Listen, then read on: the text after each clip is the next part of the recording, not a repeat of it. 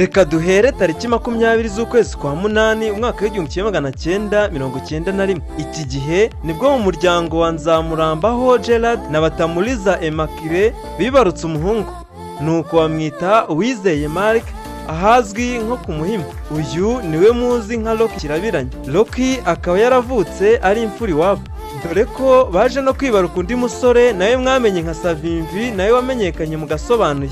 Bidatinze ariko baje kwimukira ahazwi nko mu Gasyata, aho Rocky azi ubwana bwe bwose kuko ari naho yize amashuri abanza, agakomeza ayisumbuye akayasoreza kuri Saint Joseph Kabgayi mu mwaka w'2012. Yaje guhabwa buruse akomeza mu bijyanye n'ikoranabuhanga muri IPRC y'Iburasirazuba, asoza mu mwaka w'2017. Gusa nubwo yize ibyo, byarangiye yibereye umusobanuzi wa filime ikomeye mu Rwanda. Uti ibyo byaje bite? Komeza ubane natwe hano kuri